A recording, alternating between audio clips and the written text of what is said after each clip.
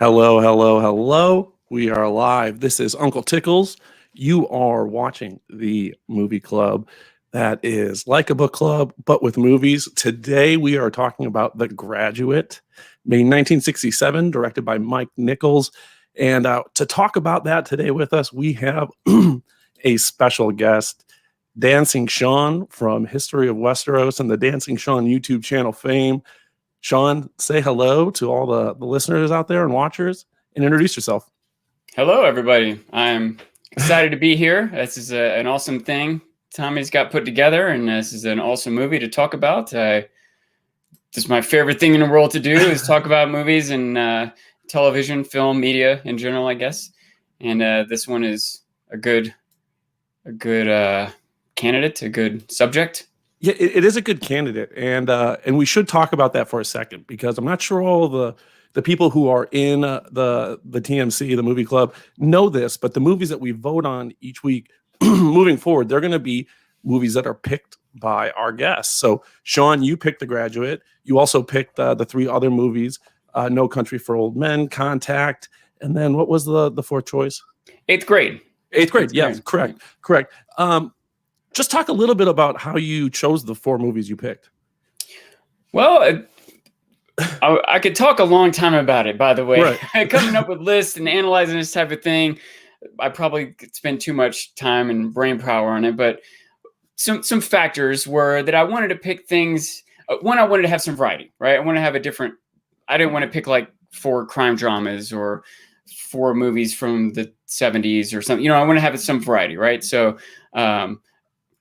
a couple female leads, a couple newer, a couple older. I wanted to have things that were, one, that I liked, right? I wanted them to be things that I cared about and I'd be passionate about.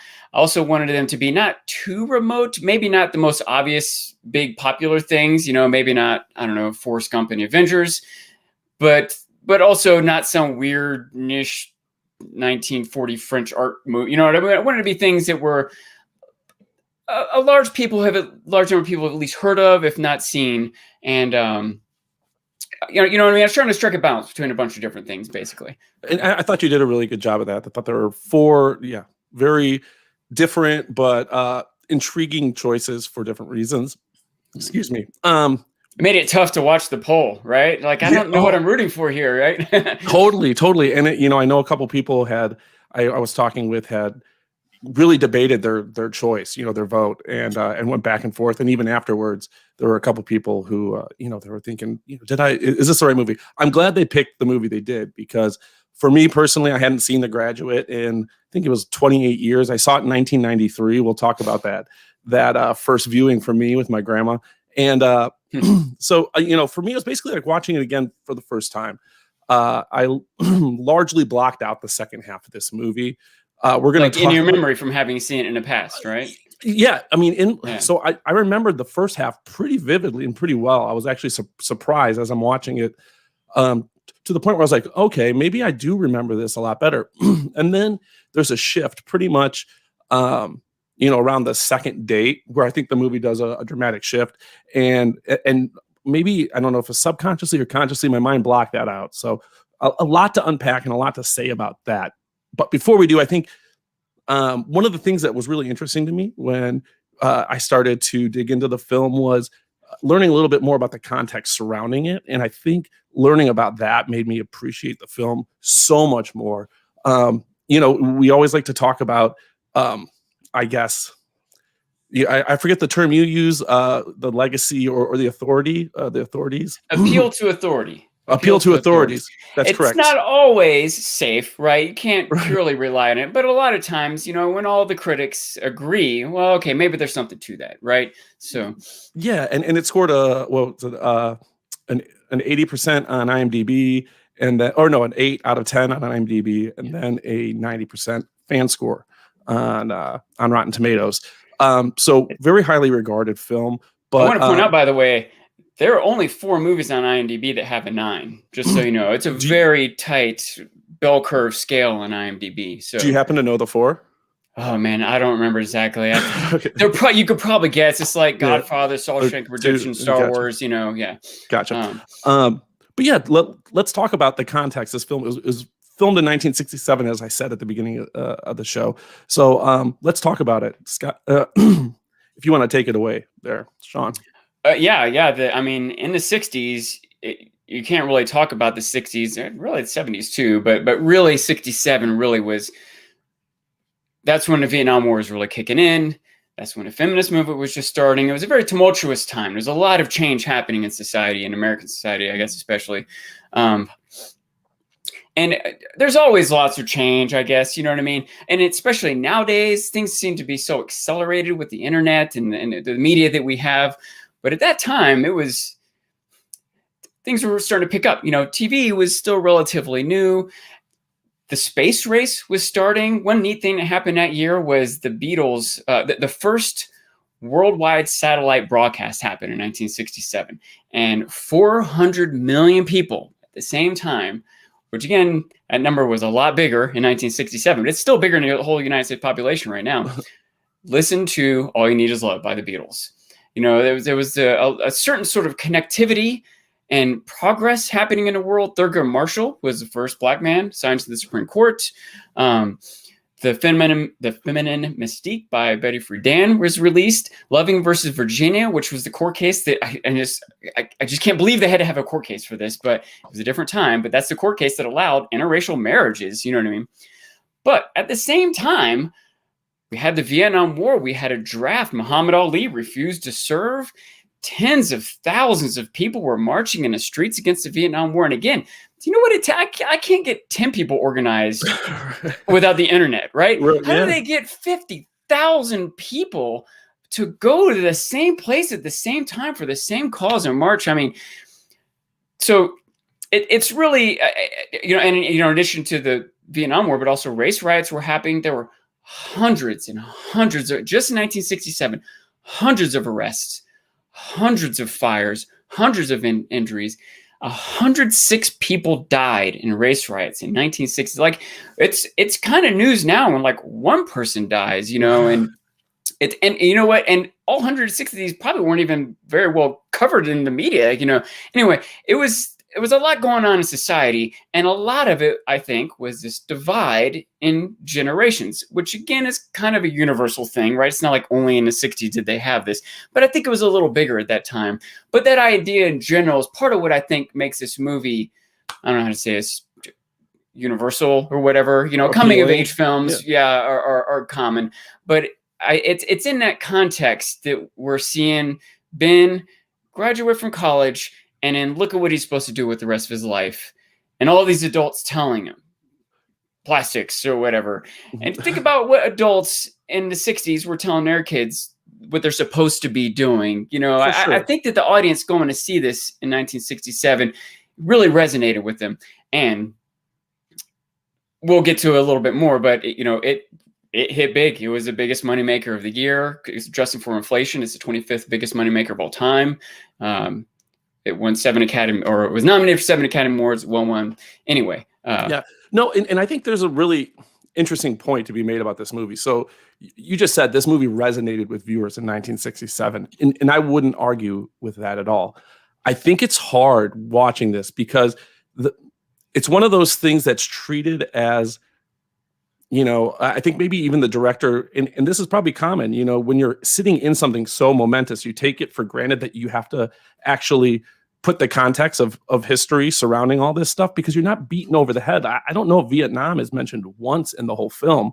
The only time I think you really get this scene of counterculture, it's like a glimpse when he goes to the drive-in, right? And there's the car next door to him. Yeah. And it seems like the free love type, hippies, and he asks them to turn on their music, right? But you're not beaten over the head with it. And if you're not super familiar with when the film was made, and B, just with the U.S. history of the time, then that could go way over your head totally. When you're watching this, it could be. And I think that the things that you're talking about, the context of the film, it's not so much important to necessarily the story, but to a lot of the symbolism and the themes of the movie. 100%.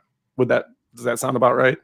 Yeah, part of why I love this movie is for its filmmaking aspects and for its themes, not so much the plot.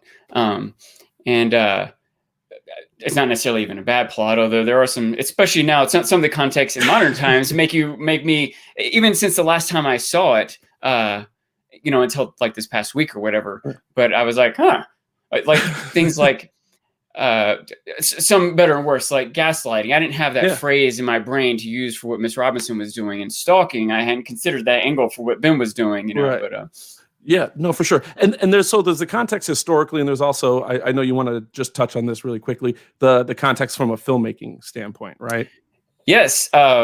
The filmmaking at that time was going through an evolution, maybe a revolution. It was, there's exceptions, but generally speaking, most movies, American especially, up through the 50s into the 60s, a director was more of like a production manager, if that makes sense. He was more trying to like make sure the budget was straight and was there, right people at the right place at the right time with the right stuff, right? He wasn't an artist. He wasn't given a lot of liberty with exactly how to do the film. And then and now, some things like the exact role of a producer or director can be blurred and are quite varied. But at that, in the 60s, something was happening, is that directors were being kind of turned over artistic control over how a movie was being made. And they were realizing the tools they had as filmmakers could really change, a certain narrative could be told with totally different context based on the lighting and the editing, the music choice, things like that could have huge impacts, and directors were really getting to do it. And there was a whole wave of movies coming out at this time period. And this was, you can't say this is the one, but it was among this wave of 2001, Easy Rider, Martin Scorsese.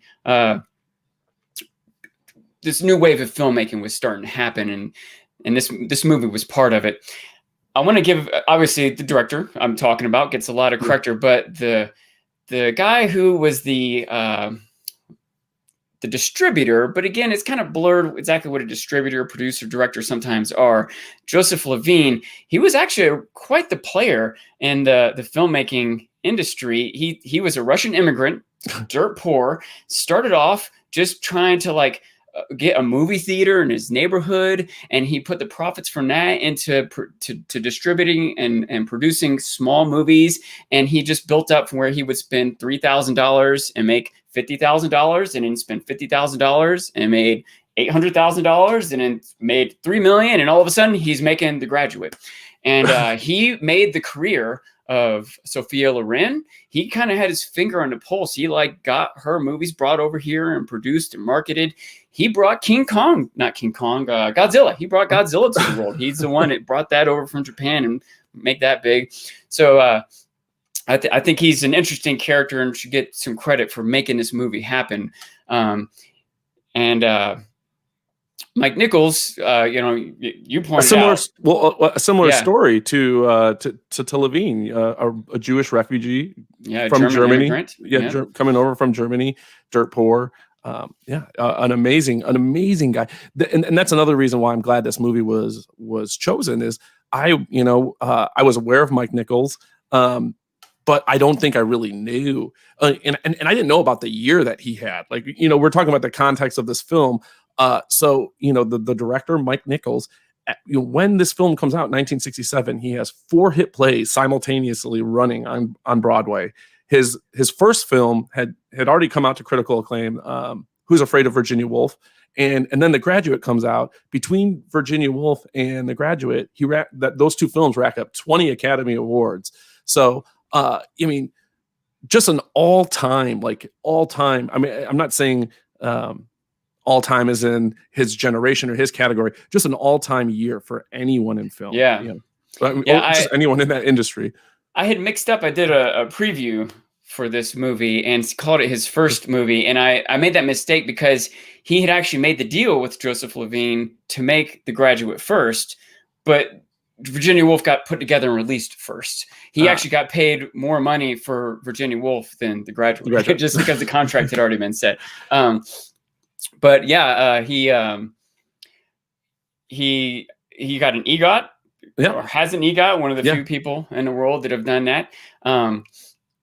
It's worth noting that he and the writer of this movie, Buck Henry, both got their starts in improv comedy. Yeah. I think that was an interesting note. Totally. And well, sorry to interrupt, but it's, for people who are listening that may be from Chicago, the group that he was part of, gosh, I have it somewhere in here in the notes. The Compass Players. The Compass Players. That's the predecessor for Second City. So, which turned out. Yeah, which you don't even have to be from Chicago to know Second City. If you're familiar with SNL, you probably know Second City pretty well. Yeah. I thought that, and again, that was mind blowing to me that he had such a home here in Chicago, having gone to the University of Chicago too. An amazing school, by the way. I do want to point out that he has a strong argument for the best 1 or 2 years as a filmmaker, but Steven Spielberg, if someone's beating him, it's Steven Spielberg. Steven Spielberg. Jaws was the biggest moneymaker when it came out and got 4 nominations. Then it immediately followed up with Close Encounters, which got 9 nominations. That was not remembered quite as well, but it was huge when it came out. Then immediately after that, Raiders of the Lost Ark with 9 nominations. E.T., one of the biggest movies, 9 nominations. Color Purple, 11 nominated. Like that was like 1 year, maybe a year in between a couple of those.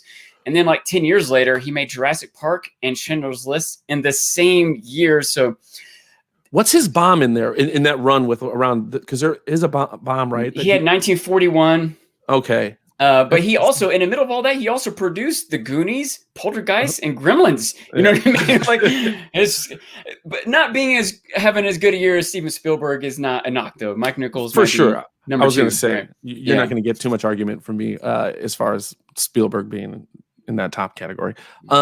Let's jump real quick. I think we've touched enough on a lot of that. Let's jump to some of your favorite moments from this movie. I know that, I had quite a bit, but what were yours? Well, if I just have to pick one, and it's hard because there were a few, and I'll end up touching on some of my other favorites when we get into some you of the certainly other don't have meat to of the pick show. one. But if I have to pick one, the one that made me realize, the one that it took me 2 or 3 viewings before I was like, oh, wow. Just like a layer that I just wasn't picking up on. Similar to you, that I think that when I was younger, I didn't fully understand everything as I saw it. And B, I had just kind of forgotten some of it. I remember it's been a while, but I don't know, 10-ish years ago, I brought it up to one of my friends. It's one of my favorite movies. And he's like, oh, yeah, I remember that part when he brings her to the strip club, and like, I don't remember that part. What are you talking about? I just didn't remember that part, But anyway, I went back and rewatched it. I was like, I think this is one of my favorite movies. I don't remember part of it. And so on this viewing that I watched, again, 10-ish years ago, after having seen it at least a couple times already, the moment when it's part of the scene where Ben decides he wants to get to know Miss Robinson, right? Yeah. And she wisely does not want to do this. He pushes. She's like, fine. And he starts off asking her, what do you want to talk about? And she's trying to dismiss him. She's like, I don't know art. He's like, I don't know anything about art. What else? She's like, well, let's talk about your college. He's like, I don't want to talk about my college. And eventually he asks her, what did you study in college? And she turns away from him. So she's now facing the camera and away from him. And her face is just saddening. It's subtle, but it's becoming, I don't know how to say it, but solemn. And she says, art. And he's like, he's still just kind of, I guess you lost interest. You know what I mean? It's not clicking in his mind either that she had this thing that she loved in her youth and she lost it. And it adds to her sort of dissatisfaction with her life and her marriage and why she's going after this fair, I guess, Anyway, it was this very subtle, quick, tender moment in the middle of a lot of other. That whole scene was very thick with happenings, but that turn of the camera, everything from like how they wrote it to the editing to the acting, it was just beautifully tough, if that makes sense. And I love how that scene ends with Ben saying like, let's not talk ever again. It starts with him wanting to talk and it ends with that. No, that's it. I enjoyed that scene a lot. That's in the first half of the film. I enjoyed the first half a ton, and it's not that I didn't enjoy the second half. It's just probably I enjoyed it for the wrong reasons. I definitely have more for me on here. Checking into the hotel when they have their first affair. To me, that was great because it was solid comedy. You know, it's him trying to be discreet while doing all the things possibly to make just to call attention to the situation. Yeah. He's trying so hard to be discreet, and the bell pops up, ringing the bell and calling the porter. That's right. And they bring up, which is another thing. It's like some of the things when you watch a movie, you know, we can talk about how a movie ages, right? Or how things are dated, right? Bringing the phone to the table, like the rotary phone to the table was awesome. The interaction with the bellhop, you know, when they're actually talking, he forgets to give her the room number, and he's, you know, isn't there something you want to tell me, Ben? Yes, I really appreciate you doing this for me. You know, the room number, Ben. Had so many great comedic moments, and it makes sense given the writer and the director, for sure, that it's hard to remember that it's. I feel that way about Groundhog Day sometimes. When you know, on first watch, it's Bill Murray, it's a comedy, right? But when you watch a couple more times, like, man, this is kind of dark. How many times is he trying to kill himself here? Like, and that's one super kind of like that too. Yeah, I think so. Where they've kind of become these deeper movies that people once appreciated for face value, and now they've found these, you know, these allegorical things that they've taken from them. And that scene going all the way through there first, and you know, he asks when he's hanging up her clothes, would you like wooden or wire? And then he struggles to get the wooden off. Yeah. I mean, that whole scene I really loved. It also serves to develop his character. He has a hard time. I don't want to say it's dependent on authority, right? And he's going through this phase of starting to reject it. But he's so meek. He's just trying to do what everyone tells him to, but realizing he doesn't want to do what everyone tells him to. But it's still his instinct, right? He can't even decide what hanger to get on his own. He needs her to tell him, you know? Yeah. I mean, and I think there is this thing, and I think it's deliberate that they do in the movie where, up until that point, I think that point might be one of the changing or the turning points in the film. You see him kind of more childlike. He abstains from adult type things like smoking and drinking. Mm-hmm. And then as he becomes, as the film goes on, he starts to embrace these, more adult, I guess, themes, which is one of the big themes of the movie, right? It's alienation, coming into adulthood, the struggle of that. You mentioned the first date with Elaine. That part to me was just, I'm thinking of him trying to figure out how I can make this date go as poorly as possible, right? It was just so, I wasn't expecting it. Came out of left field. I loved it. When he tells his parents he's getting married to Elaine, I really enjoyed that scene because they're ecstatic. There's this moment where they're jumping up and down, and then this, well, she doesn't know. The details come out. Yeah. Well, what do you mean she doesn't know?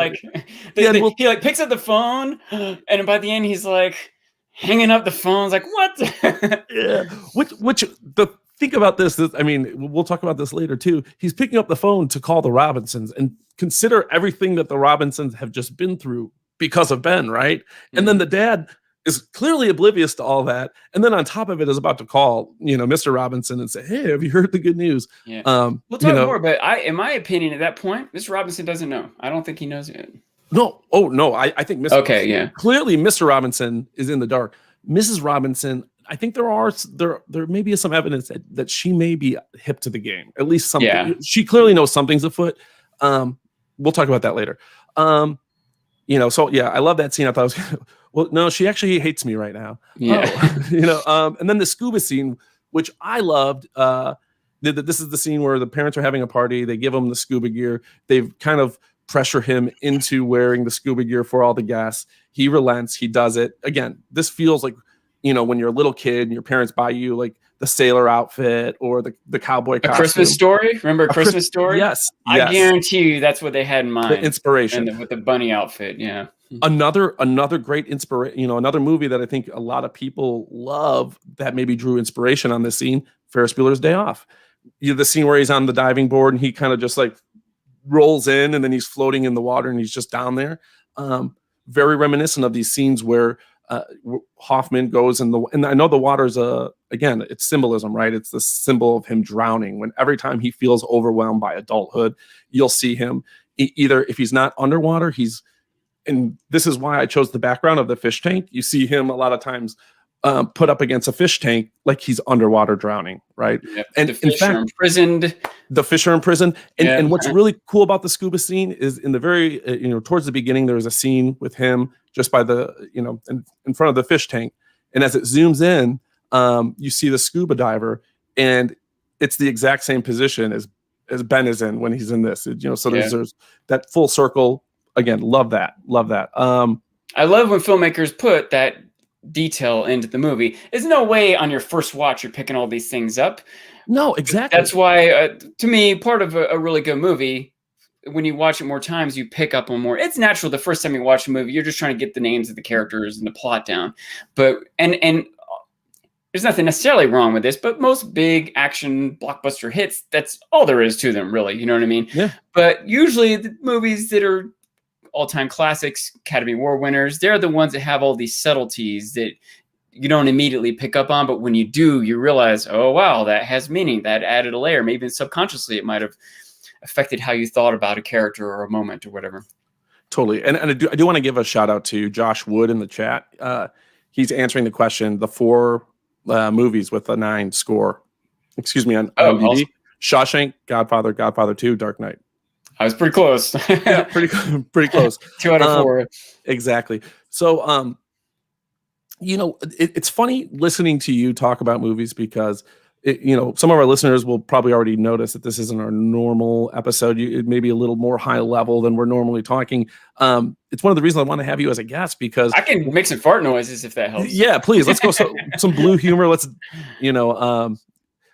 bring it down to my level so I can understand what you're saying. When I would watch History of Westeros, I was always taken aback by the way that you would see it as, more of a cinematic event versus, how it related to the books or, the canon nature of it. And I think it allowed you to appreciate the show a lot more than some people. But it was hearing you talk about the show in that level that made me think you would be a great guest. So how are you watching a movie, when you're watching it, to get this level of detail? I mean, clearly the first thing is rewatching, right? I mean, that's probably the first step, but, are there certain things you're looking for when you're watching it? Definitely. I would say usually when I first watch a movie, I'm just trying to take it in, you know what I mean? And I trying to empathize with the characters. Sometimes I might be guessing at where the plot's going. I can't help but take note of, in certain movies at least, like, Wes Anderson movies, there's a clear, I don't know how to say it, it's decor and aesthetic, you know what I mean? Color palette. Yeah. And, but yeah, when I go back to watch it a second time, I'm looking for a few, it's hard for my brain to always be fully processing everything, but I just know that there are, at least, I don't know, in the educated world or whatever, certain elements of film, right? And so I try to account for those. And the fact is, all movies have them. Like, every movie is edited. Every movie has sound. Yeah. But the quality of certain things has just become standard, right? No movie has like bad sound editing these days, right? Maybe some college film or some low budget independent, but usually those things aren't too dependent on the details of the sound editing anyway, right? But anyway, all movies have certain elements, but all movies don't necessarily use them for the sake of presenting the themes and the stories, right? They're, you just kind of need to edit one scene to the next or one camera angle to the next. But the fact is, editing can affect the pacing and the tone and the emotion and et cetera, right? So I try to look for different elements of like that. Once the movie's already struck a chord with me, I'm watching it a second or third time. I do want to back up a little bit to the filmmakers because I do think editing specifically is every movie, and it makes sense to me that usually the stars, the actors, the people whose faces are on it, that's usually what we give the most credit to. And directors, especially when they do well over and over again, they start to get known and famous, and it's a reason to watch a movie because of a certain director. And sometimes, the more into film you get, you might start paying more attention to the writer or the cinematographer. But I think editing is the editors are the unsung heroes of filmmaking. there's a lot of artistic decisions of which shots to use, how long to let them last, and what order to put them. It's a privilege for some directors, like a few handful of the most successful directors in the world have the honor of standing in the editing room while the editors work their magic, Right. And even a lot of really good directors, they know better. Hey, the editor knows what they're doing. I'll get the film down. They can piece it together into this work of art. And Sam Osteen was the editor for this movie, and he and Mike Nichols worked on like a dozen. They were like a team, Right. And you can see the editing in this movie. Like one of the best examples is that sort of montage when he first, when the As the affair is like affair picking gets up. going, right? Yeah. The how he transitions back and forth between walking into his bedroom and walking into the hotel room and coming in from the pool and going into his parents' living room or whatever. That was just an amazing, a very elegant method of showing you the passage of time, the nature of a relationship, and maybe another thing that it's doing there that they did several other times with other elements of filmmaking, like the cinematography, showing his isolation. Yeah. Think of the very opening scene of the whole movie. We just like have the camera just on his face. And then they do this zoom out and you see that he's on a plane, but really he's all by himself. And sure enough, we cut to the whole opening sequence of him just going down the conveyor belt or whatever, Right. all by himself, just camera on him, silent, sounds of silence playing. I think these things are easily could have just not been there if they didn't want to make a point of them being there, right? They're using the camera, they're using the time to demonstrate Ben is kind of isolated. He's kind of lost or whatever, And so there are these, like, you talk about there's these aspects of film, you had broken it down to, I think, we've talked about editing a little bit. And we talked about sound, and you referred to sound editing, but there's also the soundtrack, right? Which this film is famous for, the kind of brought Simon and Garfunkel in the mainstream. There's also things like lighting, and this film is a great example of that. And one of the tricks that a lot of films use is playing with shadows and light, right? This film's no different. You want to talk about how they use that a little bit? Yeah, let me back up, give a little more an overview. And I'm not even going to cover everything. And there'll be debate on what gets looked at or how to weight it or categorize it. But visuals is one element of film, right? And that includes lighting, cinematography, set design, costumes, right? But everything you're seeing on there, how it's presented to you. Then sound, like everything you're hearing. And sometimes that's like the machine gun or a wave or someone's voice or the music, the soundtrack, right? That's all part of sound. Then narrative, and that's like the story, the plot. Some movies might be more or less plot. Like some movies theoretically might not even have that much narrative or a standard narrative. But that's another sort of element of filmmaking is how you do, like some stories are told linear, some you go through flashbacks, right? So you can see there's a lot of ways to do things. And then I think the last one I look at least is the characters. Like, and again, some movies can be less character driven or more, for better or worse, but the performances, the dialogue, I think those are part of the elements of characters. And in this movie, a lot of these elements are kind of intertwined, like the lighting. It's key, and that's kind of connected to cinematography and even editing, and there's a strong motif through this whole movie of lighting. And I think that they're using the lighting to add to these layers of. I have a hard time putting this into words, but I'm going to say honesty, truth, right? Yeah. Like there's a lot of times when the characters are saying something that they want to believe or that they want someone else to believe, but it's not totally true and it's not unique to them. People do that all the time. Kind of like in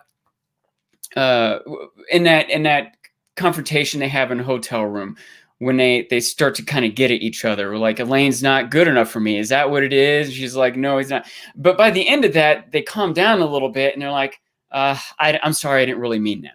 Yeah. They kind of meant it. The meanings they said to each other, they weren't totally untrue.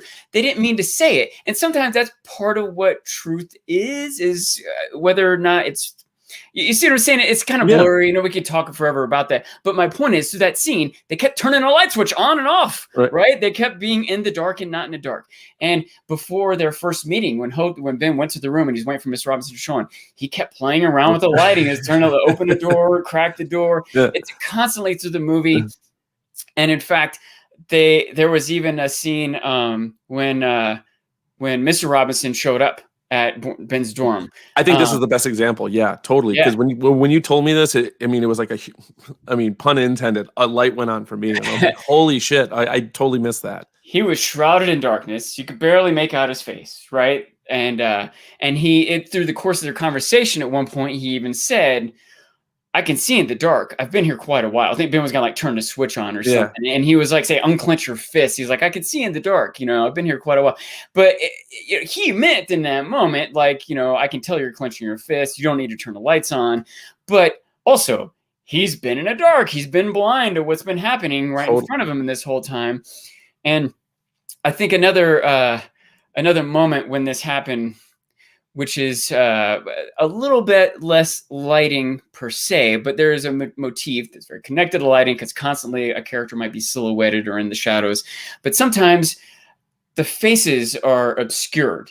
Sometimes lighting is a way to do that. And I'm thinking specifically about that scene when he was in the pool and his parents and Robinsons were towering over him. What are you doing with your life, kid? And it was hard to see their faces. And there were several other scenes of the movie where it was hard to see someone's face.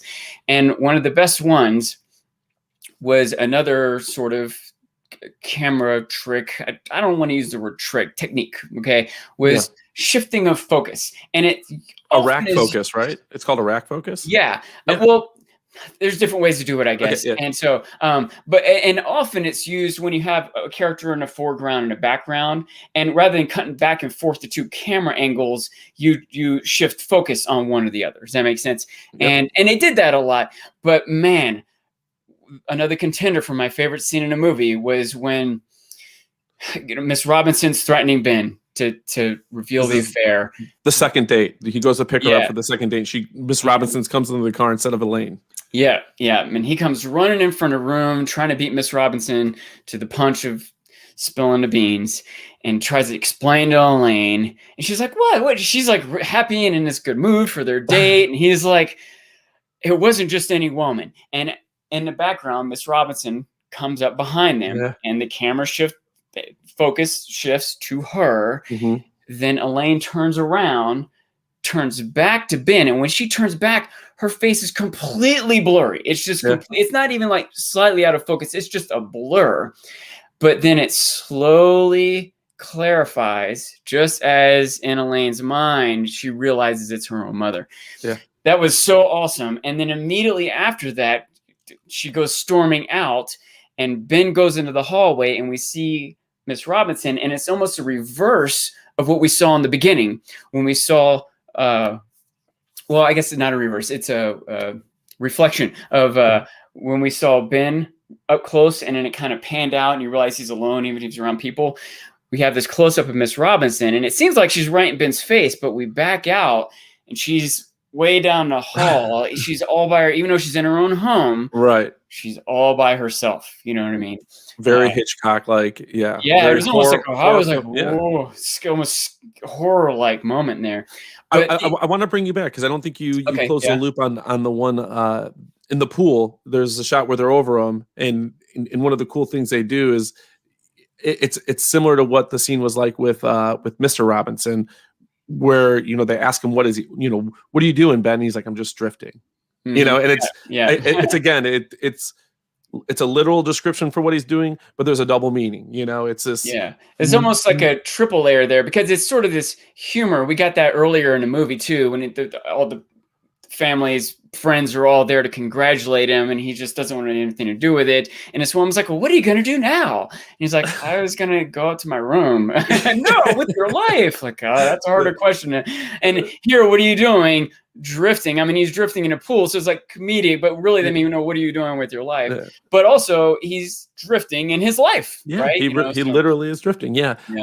Very George R.R. Martin. That's what it reminds me of reading, and how he puts like triple layers on some things, where there's this face, it's the literal meaning, and then there's all this subtext that you can read between the lines.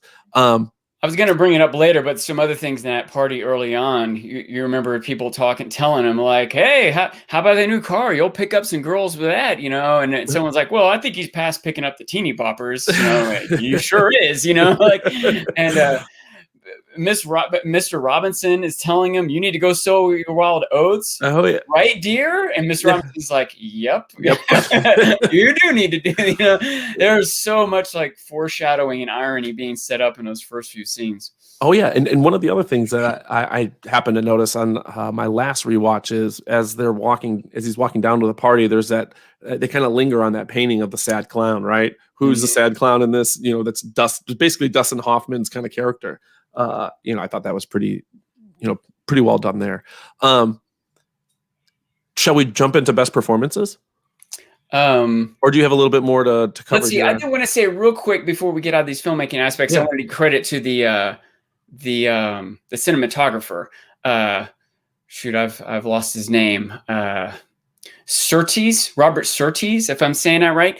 He's been a cinematographer for a bunch of movies, and just a few years before this, he did Ben-Hur, which was a huge, epic action adventure movie. Won a bunch of Academy Awards, included cinematography.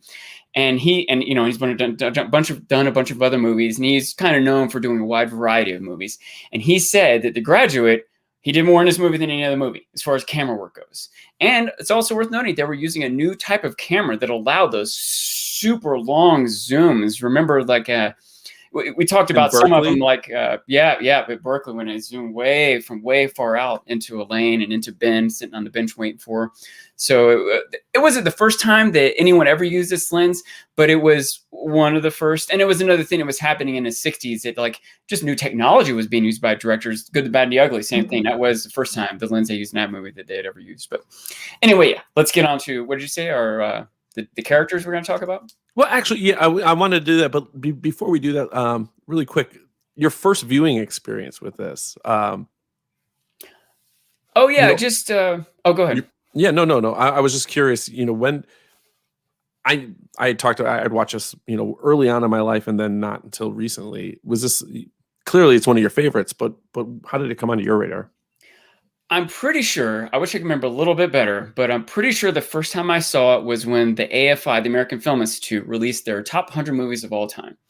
And by the way, this was number 7 on the list. And I thought of myself as a film buff of sorts. I was kind of younger, and, especially in retrospect, like I just hadn't seen that many movies, really. You know what I mean? Much less all the classics. I wasn't even aware of all the foreign movies, and best pictures are hard. Some of the old, 30s or whatever are hard to even find. But anyway, when the AFI top 100 list came out and I was looking over it, I was like, oh, I was excited to see this, and at least partly because I wanted confirmation from, my favorite movies, of course, are the same as the AFI's top 100. Right? Like, I hadn't even heard of half the movies, much less seen them, much less put them in my top 100 or whatever. So it was kind of this realization, like, maybe I should see these movies, but rather than judging this list for being bad, maybe I should try to watch more movies, And so I started at the top, and I had heard of The Graduate, but I hadn't seen it. A lot of the movies that I watched were. A quick side note, by the way, Citizen Kane, number 1 on the list. It's so many critics. I think it's overrated, but I do still think it's a great movie. Even if it's overrated, it's still great. But and Orson like a lot of Welles, movies. Yep. Orson Welles, who famously once said he moved around so much he doesn't know where to call home, but if he had to pick one place, he'd pick Woodstock, Illinois, which is where I was born. Oh, nice. Yeah. Citizen Kane, I think, much like The Graduate and many movies, it's more meaningful when you have a perspective of the moment that it came out, the filmmaking techniques that were available, the state of the world, etc. But anyway, I didn't mean to talk so much about that. I was just wanted to say that a lot of the movies on that list, after I watched them, I was like, what's the big deal? You know what I mean?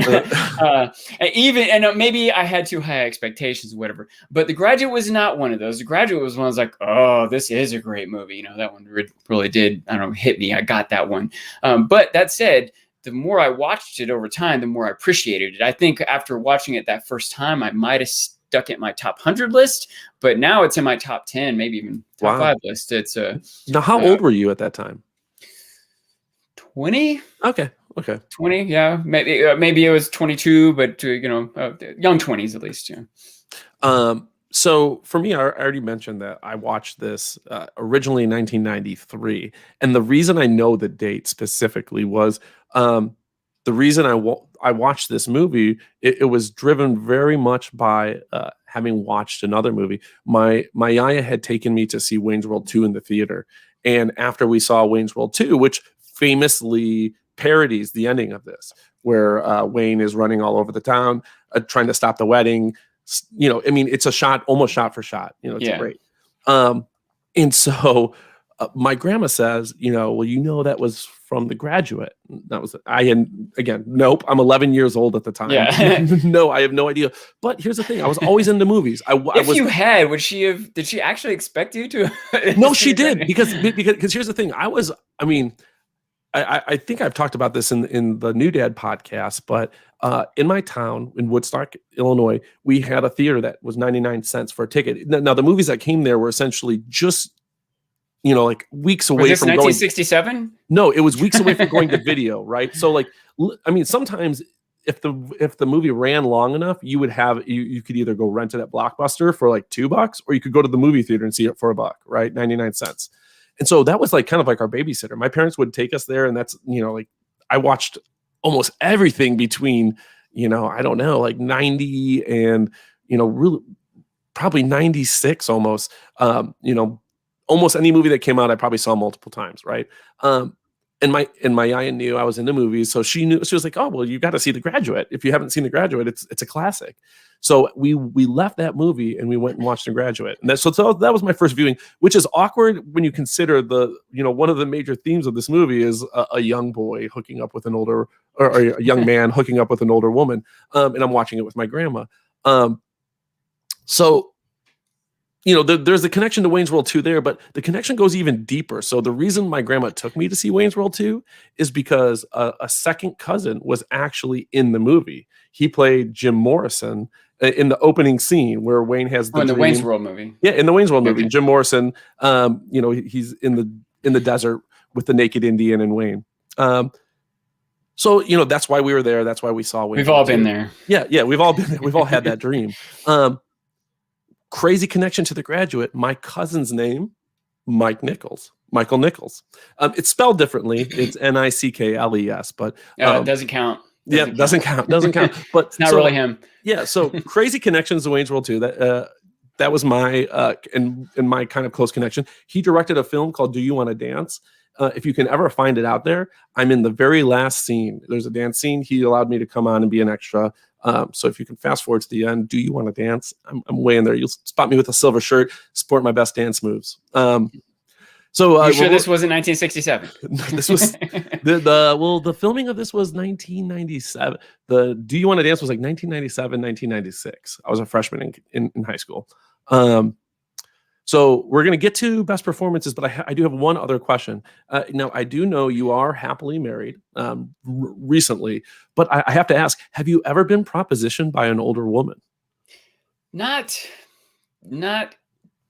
blatantly. No? It's the type of thing, like, looking back, I was like, I think she was hitting on me. I think if I had followed up, something might have happened. Like, oh, stupid. Yeah. Oh, yeah.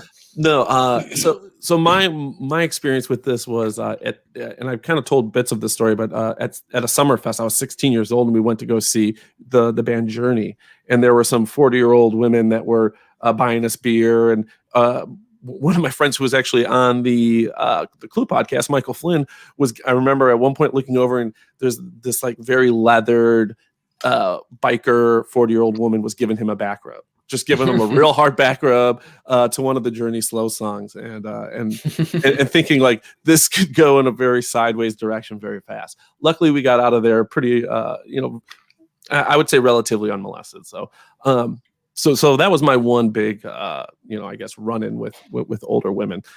Let's get into the best performances here. I know that Dustin Hoffman is going to be probably the main topic here. I'll let you go because I'm going to play contrarian here. Okay. Well, my default is Dustin Hoffman, and it's partly just because he just has more airtime. He has more opportunity to be a better actor or whatever. It might be interesting for me to think about who's next after him, and it's probably going to be Miss Robinson, but that's also probably due to the airtime. But one way or the other, before we get too deep into it, I do want to point out some interesting observations on the characters. Yeah.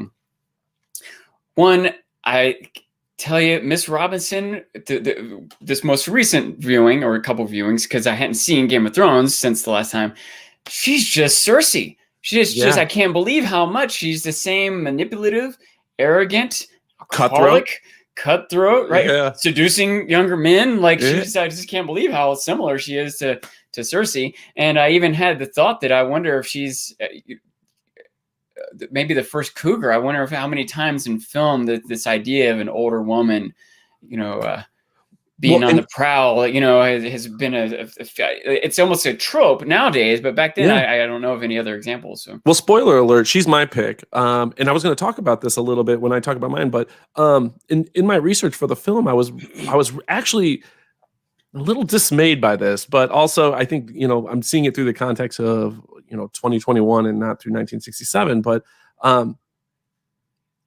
Mike Nichols talked about how they intentionally tried to make her a jungle animal. Or, the scenes in her house, they have all the foliage around. Yeah. She's always wearing animal print if you pay close attention. And actually, they even said as the movie goes on and Dustin Hoffman becomes less intimidated by her, the animal print she wears becomes less intimidating.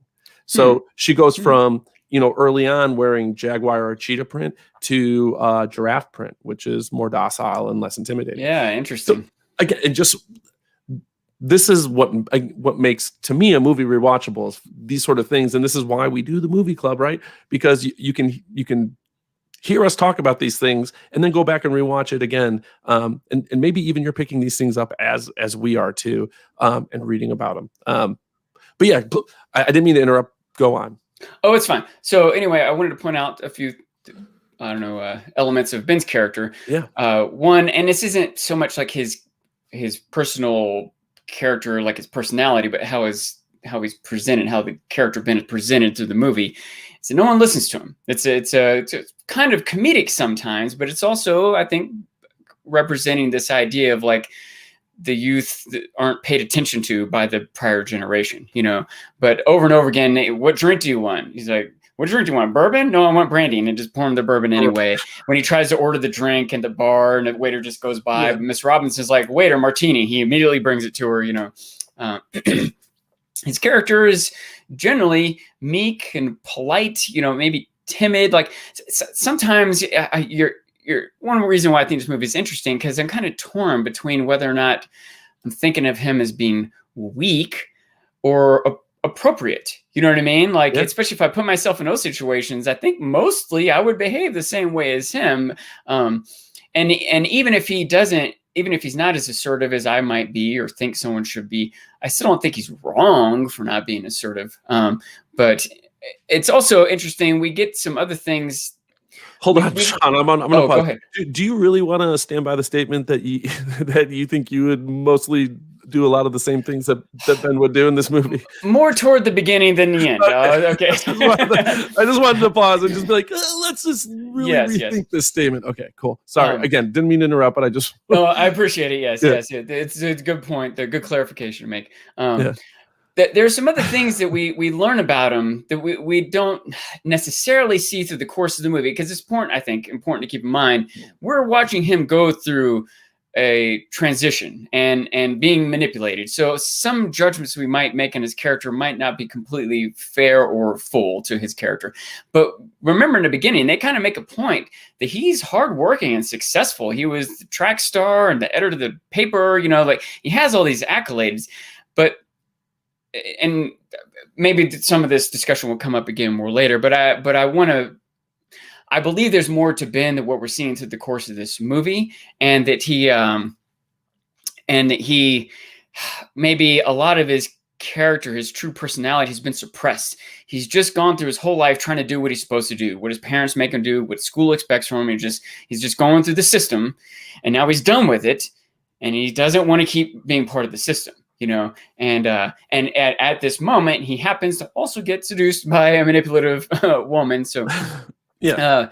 he sometimes seems kind of passionless, like Miss Robinson does too. He seems both of them have this similarity, maybe, that they don't really care about this life that's laid out in front of them. There are different stages of life, but they're still have these sort of expectations they don't care about. They don't know how to get out of it, or what they're supposed to do, or what they want to do even. And it leaves them being kind of passionless, except for Elaine. They're both very passionate about Elaine. Yeah. One other little quick note. I appreciate one little feature, distinction that Benjamin Hoffman gave Ben, was that little that sigh, whimper he would do when he was nervous every now and then. I appreciated that little quirk that he gave him. So, I mean, I think we'll unpack a lot of this now. I found it hard to relate to Ben. That was me personally, right? Because I come from a situation, right, where I didn't, my family was not affluent. Everything I did, I had to do on my own. I think it's a universal thing, right? A lot of people do struggle with that transition from, being a kid to being an adult, and what are you going to do with your life? And, my struggles were much different than his, but it's like I'm watching this movie and I'm thinking, I wish I had his problems. I wish sure. I wish I had these issues. Another thing I think we might as well talk about too is my initial watch. I thought, I think Ben is intentionally awkward, right? He is awkward. And it was hard for me to separate this character from a more famous role, which is Dustin Hoffman's Rain Man role. But as I watch it more, I think I associated it less with the Rain Man role and more with just trying, in the beginning half of this film, more childlike. And I think that's what he's going for, this maybe a childlike demeanor versus, and maybe there was even some of that he was tapping into when he did Rain Man, right? This, which I think there innocent are some and naive. Like there's a lot of crossover in these different 100% presentations of a character.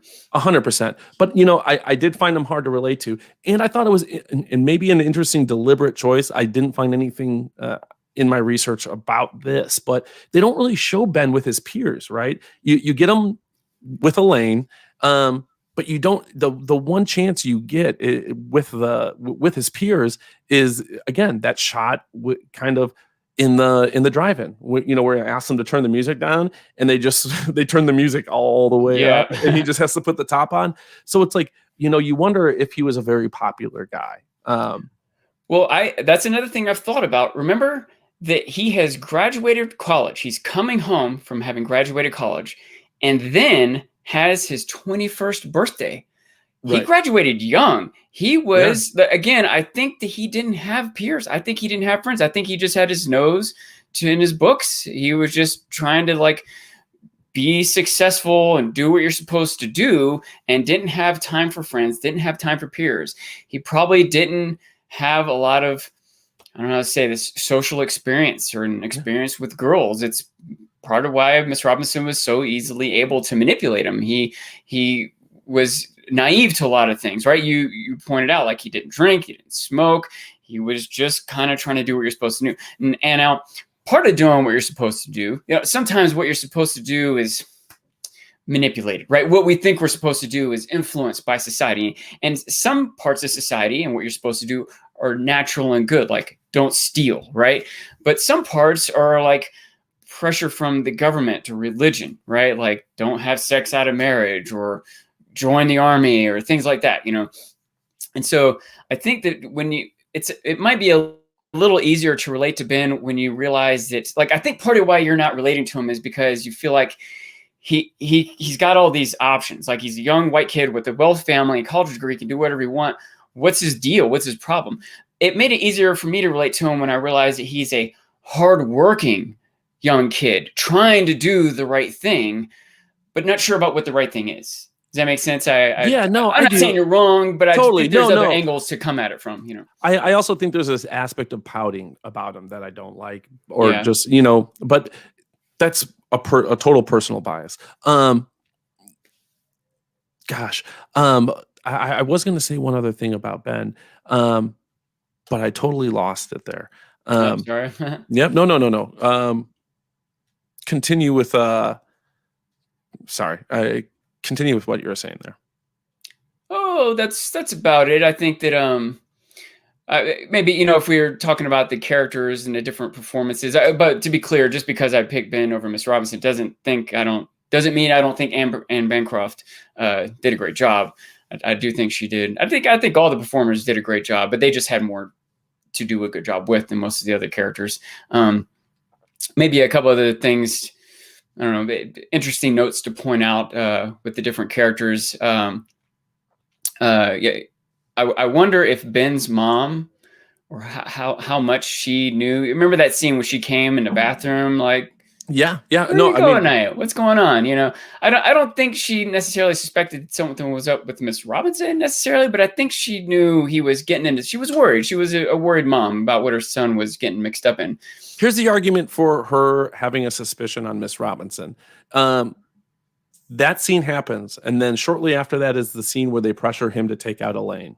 It's not too shortly after that, and when Dustin Hoffman is kind of saying, he's trying to say no, really is what he's trying to say. He's trying to, because he had made the promise to Mrs. Robinson not to take out Elaine.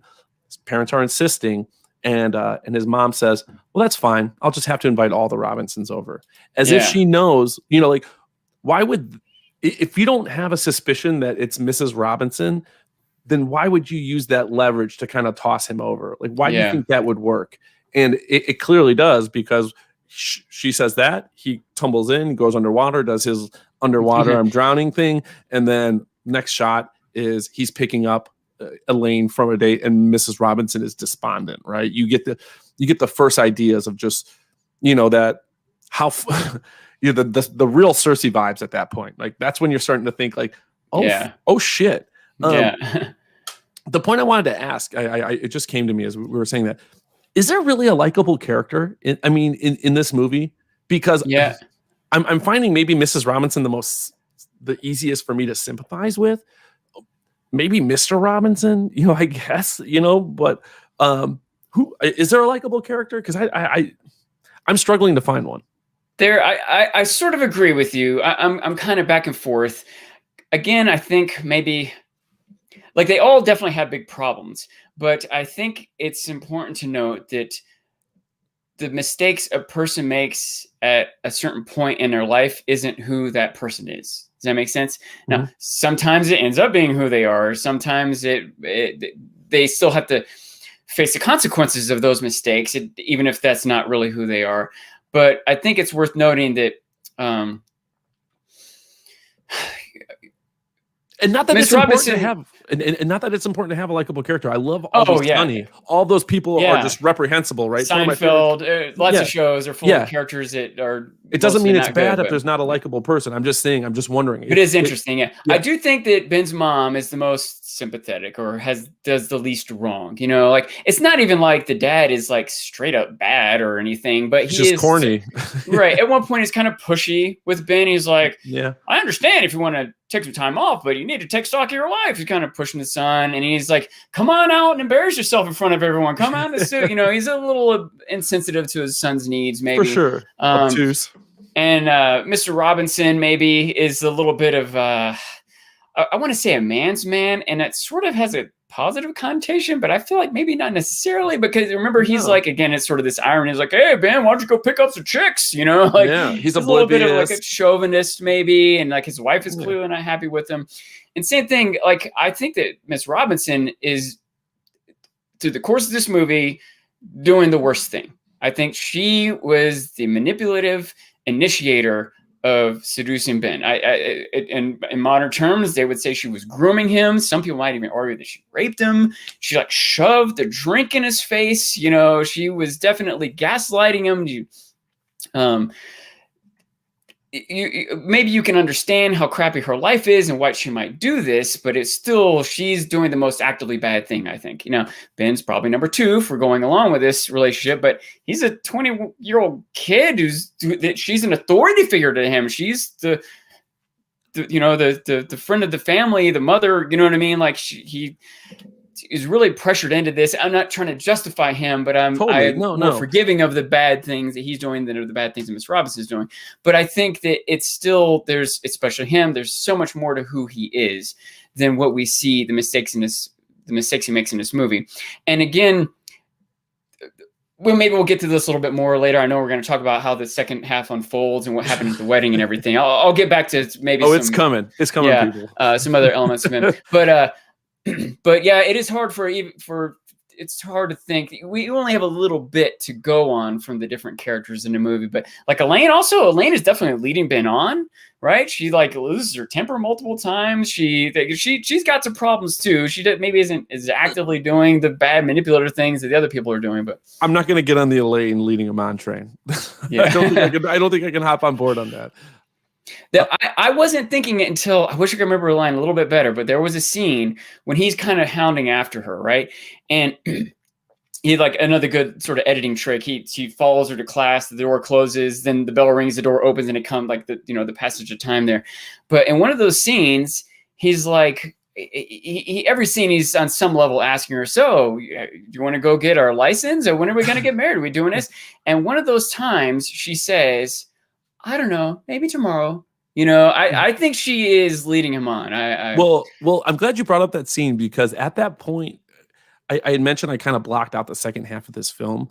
I was legit, like I couldn't remember how it ended. What I did remember was the glass scene. I do remember him pounding on the glass, and maybe that was just even so drilled in because of the Wayne's World 2. But one of the things that I found myself rooting for at that point was I was hoping that there was like a Miss Havisham moment going on from Great Expectations, where maybe she was fucking with him, and she was like, I'm gonna fucking lead him on. I'm gonna make him think everything's gonna happen, and I'm gonna marry my blonde frat stud and make him like watch it happen, and like this was gonna be her revenge. By the way, go ahead. Well, I was just saying. Go ahead. You go ahead. An anecdote was, in Portugal, there was a version of the movie that actually played out like this, where because it was so Catholic at the time, and they didn't want to have essentially a movie that shows a woman saying "I do" and then leaving someone, that the movie ends with him saying, like, banging on the glass, no, and just that's it. It's just too late.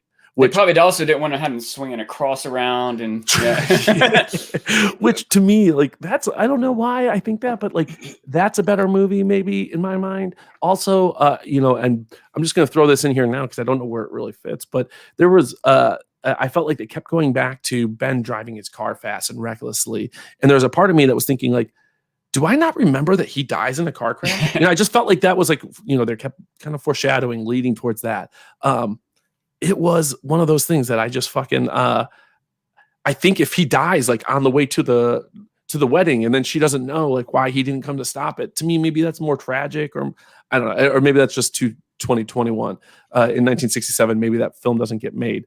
But one other just point I want to go back and make about at the top of the show we talked about the context of the film, right? 1967, all these things that happened historically. Let's not lose sight of what, even though like sexual liberation is starting to happen here, and burning your bras and all that shit is happening at this point, women still like, we're kind of like second class citizens still to a certain degree, and for sure. And for me it's hard to really look at Mrs. Robinson in too poor of a light, because I'm gonna be real here for a second.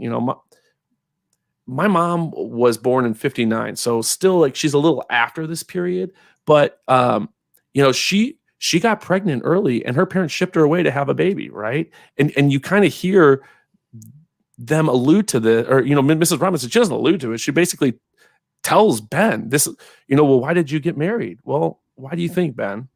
Well, she didn't really have a choice. And she explains like, I got pregnant. that's why we got married. And this is the time, right? Like you don't get an abortion, you don't get there's, that doesn't really, I'm sure it does, but like it's not available to most people. So if this happens, you have to get married, and all of a sudden this one mistake kind of dictates your entire life. So for me, I really felt for her in that moment, and her decision, knowing that he's not around all the time, they sleep in these separate rooms and there's just like this empty relationship. I really felt for her. So same. That's why that moment when she says art got me. Yeah. So hard, so strong. Yeah. Yes. And that's why she's my pick. She's my pick for the strongest performance in this movie. It's just she runs the gamut. And like I feel like the spectrum, for her performance goes from sympathetic to evil, back to sympathetic, back to evil a couple different times. Your call to the Cersei parallel is brilliant, I think. It's just, I think that her performance, she's very pleasing on the eyes. As an older woman, she fits the seductive route. Her, and she's believable the whole thing. She's not that old, really. I mean, no, right. Well, that's the thing. Like compared to that's the crazy thing, is to consider like my age is closer to Anne Bancroft's than it is to Dustin Hoffman's. So yeah, I just, to me, again, I said this already, but like if there is a sympathetic character, I'm leaning towards her more so even than Mr. Robinson, who has this guy come into his life, and he bangs his wife. He's going to marry his daughter, and this guy's life has essentially been ruined. Like the two women he cares about most. Business partners mixed up in it all. Yeah. No, it's wild. So, but still, for me, I keep going back to Anne Bancroft and Mrs. Robinson. I just feel like.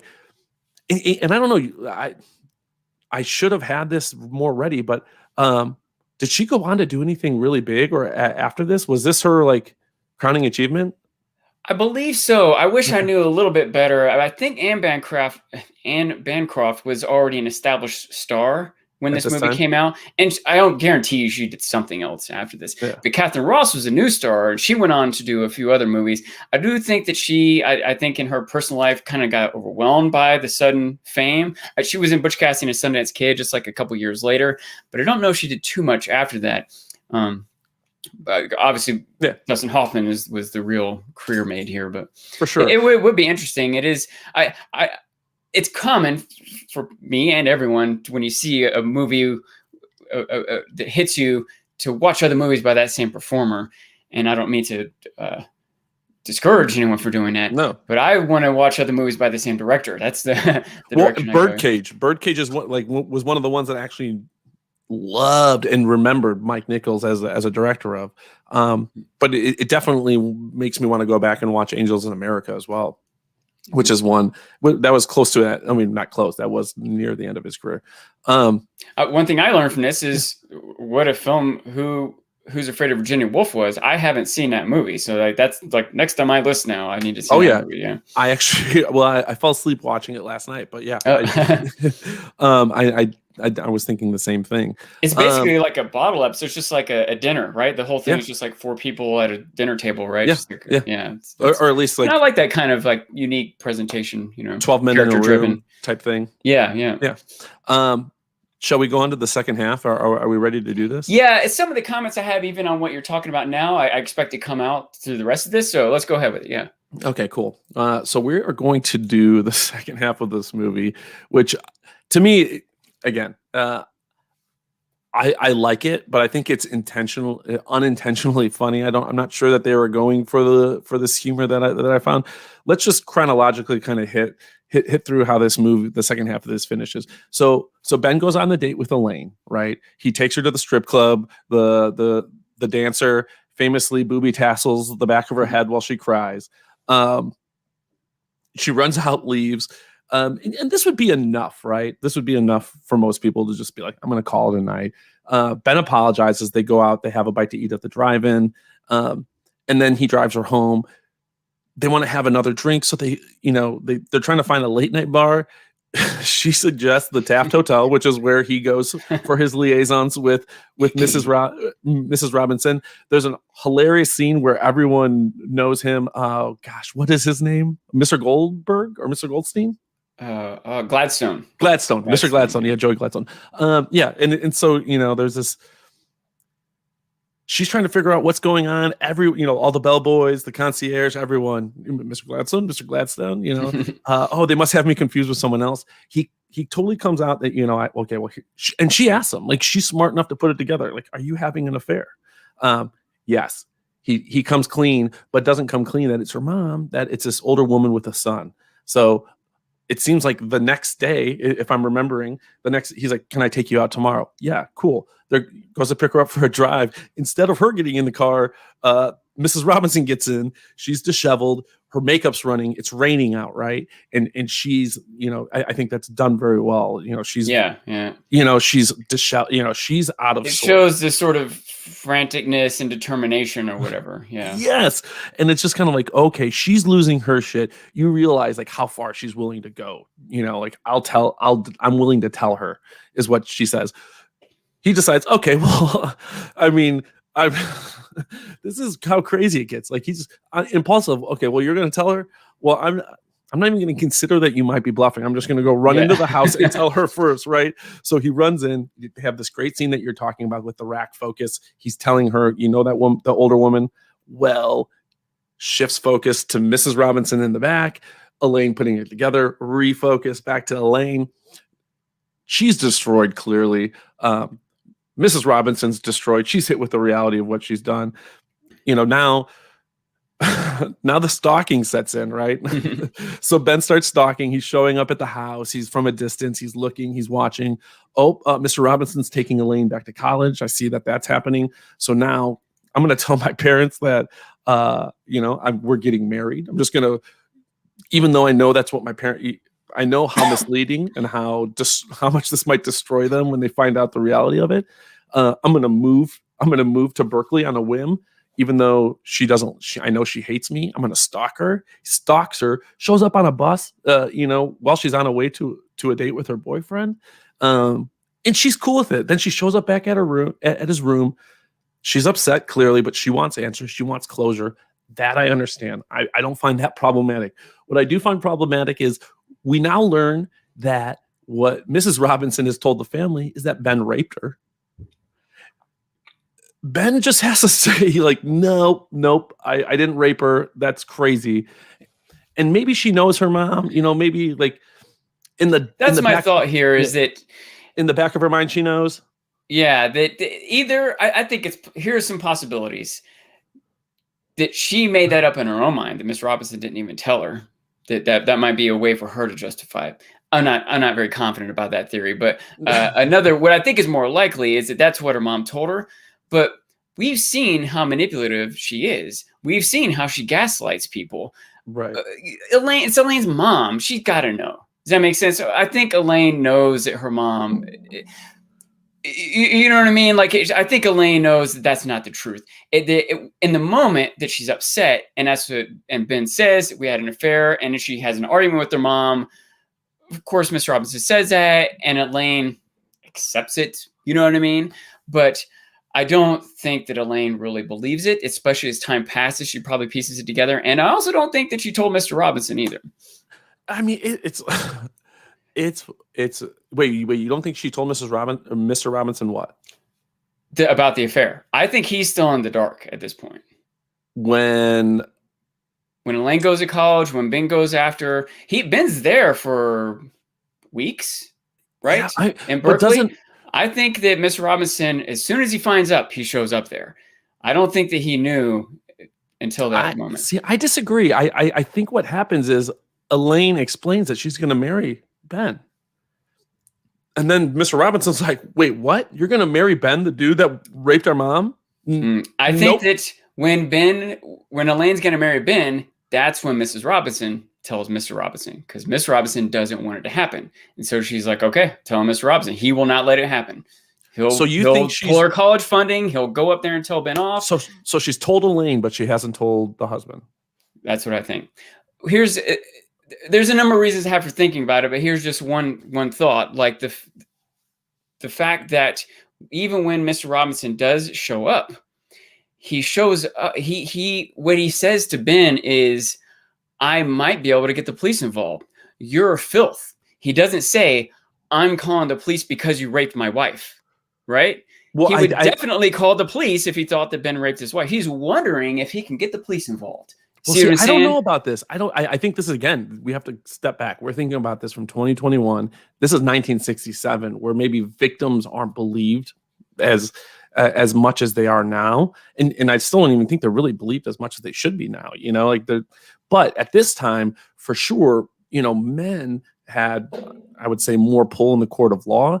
And, you know, I disagree. I think that Mrs. Robinson had told the family, this is what happened. You know, I was raped by Ben. I was drunk. He was going to bring me home, whatever. You know, that's the story she tells Elaine. I think that's what she told Mr. Robinson. And because Mr. Robinson you know, when he says it, he does, you're right. He says, like, I'm pretty sure I can have you convicted, or I'm pretty sure I can get the police involved. But he's like, you know what you did. I forget how he says it, but basically, like, I hope you know you caused us to get divorced. Yeah, he says, I want you to know the result of your actions. My wife and I are getting a divorce. Yeah. Your father and I are breaking up our business. Yeah, which I guess might be able to get the police involved. Yeah, you know? Which I believe, you know, it still could be true if he's told, like, that night, right? If she comes forward that night, it can still happen. You know, I think Miss Robinson was the one that wanted to stop this relationship from happening. For sure, and wanted to keep Mr. Robinson in the dark. Probably, and so far, her plan is working out. But then all of a sudden, Elaine's going to marry Ben. Oh, well, all right. I'm going to have to tell him. And I guess there's that when shot. She tells him, then he goes, and etc. Yeah, there is that shot where Mr. Robinson's taking her to college. It does look a little bit like, and this is just an impression that I got, that it's, you know, he's upset, he's pissed because he's found out the deal. He knows what's up, and now Mrs. Robinson's like, you know, on the outside looking in. He's taking his daughter to college, and, you know, it's this kind of like this moment where we're supposed to realize, like, this family's been destroyed, and, you know, here's Ben, you know, watching watching the aftermath of his destruction. But anyway, so there's that. He, you know, there's the scene between Mr. Robinson and Ben. Then all of a sudden, Mr. Robinson swoops Elaine out, puts together this wedding, you know, just overnight, basically. Yeah, that was the thing. It was hard for me to swallow. I'd never thought about it until just now watching it after having gotten married and knowing what a hassle every little thing you have to do. Yeah. All the pieces, all the time, the coordination, venues, gas, communicating. And again, they don't have internet. They can't like go online and order, you know, a photographer, or search out, send messages out on Facebook or whatever. I don't know how they could have gotten it. Yeah, by the way, one way they might have gotten it is if Miss Robinson was already ready to go. If she was already had it in the works, while Mr. Robinson is running out there to scold Ben, she's sending out invitations and calling people. They're wealthy; they can afford to just like buy plane tickets or whatever, you know. Totally. And then there's, you know, and then without any internet, Ben just finds through the powers of deduction, finds the church, shows up there. He's late. He's banging on the door. A fight ensues with the dad. They're scuffling, happening every which way. He uses a crucifix to lock the guests into the church. There's all sorts of legal ramifications and aftermath that I don't even know. Like, we should have a lawyer on to talk about. Like, she's, I think, technically married. I don't know. I guess I don't know if they've signed the marriage certificate at that point. But yeah, it's crazy. You know, just all of this shit that happens in the second half of the film. And, you know, again, it just seems like Dustin Hoffman's so unaware. He's like, you know, I understand I had an affair with her mom, but I'm going to go marry her. Yeah, I get it, but come on, let's go have this life. And then there's the scene at the end, which I think was me, you know, it's like, I think it was very meta. You know, they get on the bus, right? And all these people on the bus turn around and kind of like, what the fuck? Like, she's in a wedding dress, you know. That was me at the end of this movie. Like, what the fuck just seriously? Is this really what the fuck just happened? So yeah, the second half of the film is fucking crazy to me. It's a common theme, right? It's a common, I don't even know if trope's the right word, but this idea of like love conquers all, right? It's a very romantic thing that a lot of films and media, literature are based on, that the young couple throws everything to the wind against all odds, parents, money, whatever. We're just getting married, no matter. Romeo and Juliet, it's a very, very common thing. And when I was younger and watched this, to me, that was a romantic ending. Like, they forget society, forget the jerk she was going to marry. They really love each other. They're just doing their own thing. When I watch it now, I'm like, you fools, do you have any idea what you're getting? And I think watching it now, the end is meant to be more for the mature audience. Does that make sense? Yeah. When you watch that final scene, are we supposed to be hopeful for him? I don't think so. Maybe. Let me make a couple comments. One, I think when you watch that last moment of the movie, it's kind of extended, and Mike Nichols chose to do that. He didn't want to just cut with them riding off in a bus. He wanted the camera to sit on their faces while they went from ecstatic and exhilarated to uncertain and somber. You know what I mean? Yeah. And I think that that's supposed to be, even if they want to ditch social expectations, even if they want to go forward with a different future, like Ben said in the very beginning of the movie, this still isn't good, or much less best. And that's part of the thing, is that given the mistakes that have been made, they don't have any good decisions anymore. They just have lesser of two evils at this point. And I think that's a lot of the finale of the movie is things that Ben coulda, shoulda done. He would live the rest of his life regretting it. Now, he's probably also going to live the rest of his life regretting ruining that wedding. Never mind, Elaine is going to, they're going to regret both things. So which one do you regret more? And even if somehow you could like objectively figure out which one you regret more, there's no way these freaking kids can know that at that moment. But I think it makes sense, and it's romantic for this to happen. But as adults, we look at it and think, oh my God, what have you done? Well, and I think there's, I mean, and I don't know if this was meant to be read into this way, but that the movie starts, and we've already kind of talked about Dustin Hoffman's frame of mind as the movie starts. He's lost, he feels alienated, he's, there's all this shit going through his mind. And while it starts, we have the Hello Darkness, My Old Friend, the song. That the movie ends on that same song. So I wonder if we're supposed to think kind of like, all this took place, but these people haven't, Dustin hasn't changed. Like he's still lost. He's still like, this doesn't fix anything that happened to a certain degree. He's to still a certain degree. He didn't know what he cared about. He didn't know what he wanted, and he found something and he ran with it. No pun intended. Well, and he went and got it. He went, but it doesn't mean it was the right thing. But guess what? Most people at age 20 aren't running with the right thing. Even if you do what you're supposed to, it's a lot of, how many people like graduate high school, go to college, get married, have 2 kids, and then get divorced and are dissatisfied with their life. It's totally, it's hard to know what you're supposed to do with your life. And there's this element of hope that they've found true love, but there's also this realisticness that, what do they have, 2 dates or something? Are they really in love? Do they even know what love is? I didn't know what it was when I was 20 either, but I sure thought I was in love. So, that's part of my like whole, the reason why it's just like the whole second half of the film is so crazy to me, because this is all happening off of one date, right? And this is a guy who, literally the night before was banging the chick's mom. So it's, it's hard for me to relate to him, but at the same time, one of my big gripes about him is, just this, it seems like he's moping. It seems like, I'm fine with feeling alienated, and I can relate to the idea of not knowing, but it's just this, we all have to do something, right? Like even though all we're dealing with all that stuff, normally our lives don't stop, right? So we have to go on, we have to work, we have to pay bills. So there's this aspect of like, well, yeah, this sucks, but I still have to do the shit that I have to do to take care of my day. And he doesn't have that, I guess. And that's probably what's bugging me a little bit. He's able to just float he on a gets raft. to make this careless, reckless decision because his family's wealthy, he's got a college degree, he's white, etc. Yeah. Right. And in the context of the historical framing of this movie, I think it's important, we're talking about, well, why did this film resonate? This is during Vietnam. This is what counterculture, right? Here's someone that is kind of rebelling against what his parents want for him. So, that's why it resonates, but yeah, it was just, I guess, the one thing I'll give him is that he went for the thing that he wanted, right? He wanted Elaine and he really chased that. So, if there's a redeeming feature about Ben, it's that.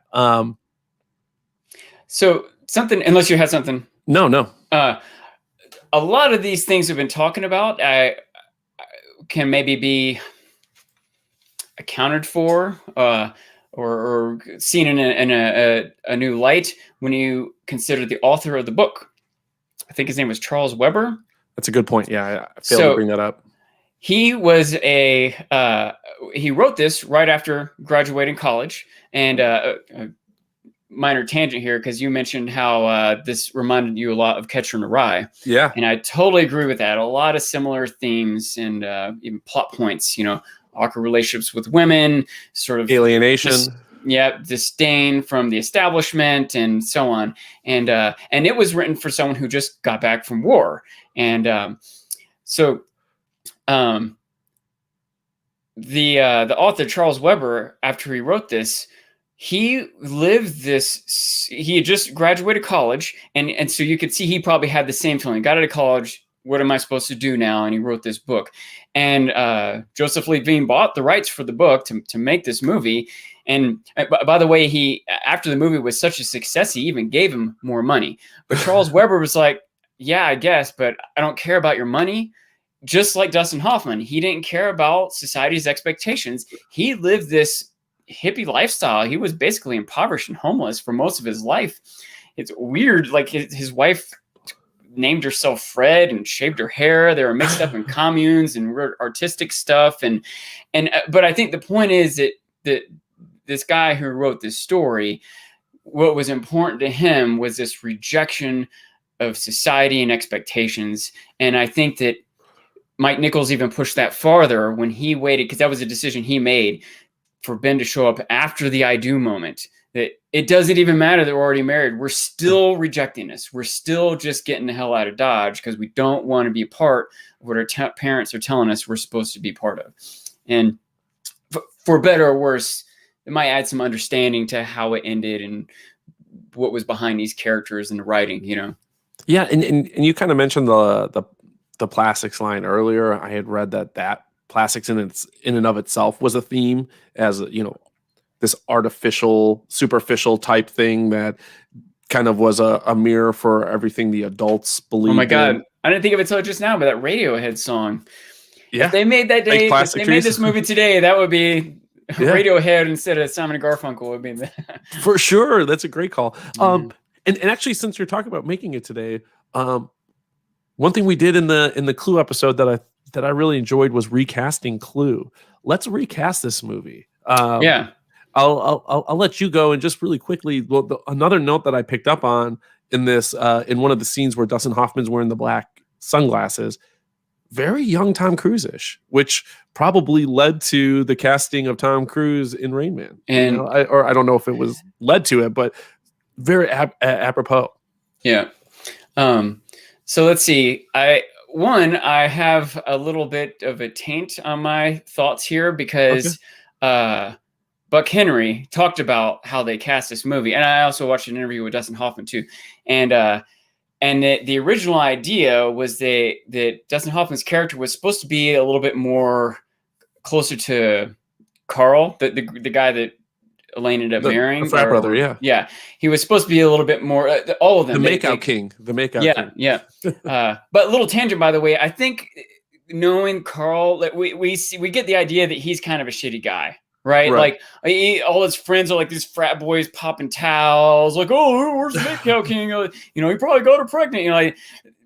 And by the way, maybe you can see how or why Ben didn't have friends. And when he went to college, he didn't want to be part of that mentality. Totally. So Also, I found it funny that we're supposed to believe he's the bad guy because he's making out with some people, but Ben's the good guy and he fucked the guy. He fucked her mom. That was a little hypocritical in my view. Just another thing I caught, but whatever. Yeah, go ahead. But it does make it more understandable that Elaine really wanted to marry Ben and not this guy that she's supposed to, you know. But anyway, Buck Henry said that they wanted to cast. He called them surfboards. He wanted healthy, tall, broad-shouldered, blonde Californians. That was like the idea. And Dustin Hoffman was like one of the last people they interviewed and just did away with that intention because they thought that he was so perfect for the role. But anyway, that having that little bit of insight in my brain makes me think that the parents should be like maybe Matt Damon and Reese Witherspoon could be Ben's mom and dad, and maybe, I don't know, Brad Pitt could be Mr. Robinson. That's a way different direction than I was going. Okay, go ahead. Absolutely, Mrs. Robinson should be Lena Headey from Game of Thrones. Like, that's the easy one.